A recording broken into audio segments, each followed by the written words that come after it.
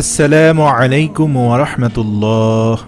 সুপ্রিয় আলোর পথের দর্শক মণ্ডলী, আশা করি মহান আল্লাহ রাব্বুল আলামিনের অশেষ মেহেরবানি ও দয়ায় আপনারা সবাই ভালো আছেন।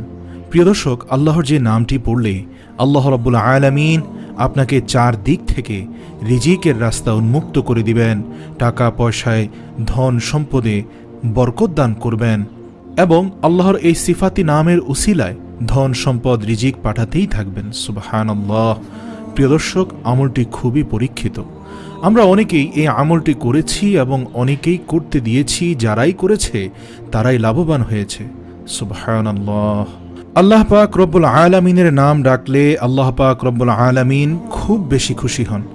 যেমনইভাবে আল্লাহ রব্বুল আলামিন কুরআনুল কারীমে বলেছেন, আল্লাহর সুন্দর সুন্দর নাম রয়েছে, তোমরা সে নামে রব্বুল আলামিনকে ডাকো।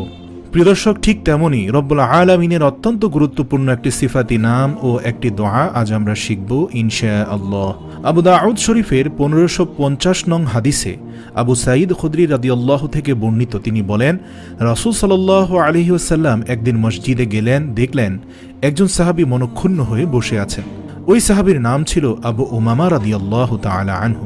রাসূলুল্লাহ সাল্লাল্লাহু আলাইহি ওয়াসাল্লাম আবু উমামাকে ডাক দিয়ে বললেন, হে আবু উমামা, তোমাকে এত চিন্তিত বিমর্ষ দেখাচ্ছে কেন? কি নিয়ে তুমি এত পেরেশানিতে আছো? তখন তিনি রাসূল সাল্লাল্লাহু আলাইহি ওয়াসাল্লামকে বললেন, ইয়া রাসূলুল্লাহ সাল্লাল্লাহু আলাইহি ওয়াসাল্লাম, আমার অভাব অনটন বালা মুসিবত কোনো অবস্থাতেই কমছে না, আমার ঋণ কোনো অবস্থাতেই কমছে না, আমি কোনো অবস্থাতেই আমার পেরেশানি থেকে বের হয়ে আসতে পারছি না।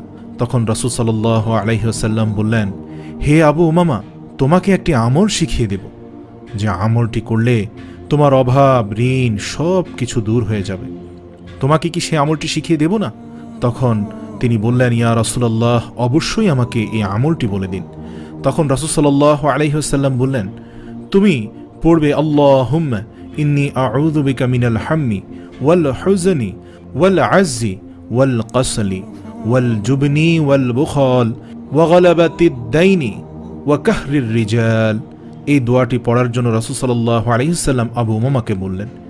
প্রিয় দর্শক, আমরা এই দোয়াটি পড়ার পাশাপাশি যারা ঋণগ্রস্ত আছি, খুব দুঃখ কষ্টে এবং চিন্তায় ভরাক্রান্ত অবস্থায় আছি, তারা অবশ্যই প্রতিদিন এই দোয়াটির পাশাপাশি আল্লাহর একটি সিফাতি নামও পড়ব, যে নামটি পড়লে আপনার ধন সম্পদ টাকা পয়সা রব্বুল আলামিনের তরফ থেকে আসতেই থাকবে ইনশাআল্লাহ।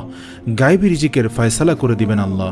আল্লাহ এমন স্থান থেকে আপনাকে রিজিক দিবেন, ঠিক যেমন একটি পাখি সকালবেলা খালি পেটে বের হয় আর সন্ধ্যায় ভরা পেটে ফিরে আসে। আল্লাহু আকবার। এই পরীক্ষিত আমলটি হলো ইয়া রব, ইয়া রব, ইয়া রব। এই শব্দটির অর্থ হলো, হে আমার প্রতিপালক, হে আমার প্রতিপালক, যিনি আমাকে লালন পালন করছেন, হে আমার প্রতিপালক। আপনি চলতে ফিরতে উঠতে বসতে সিম্পলি শুধুমাত্র এই একটি বাক্যই পড়তে থাকুন, ইয়া রব, ইয়া রব।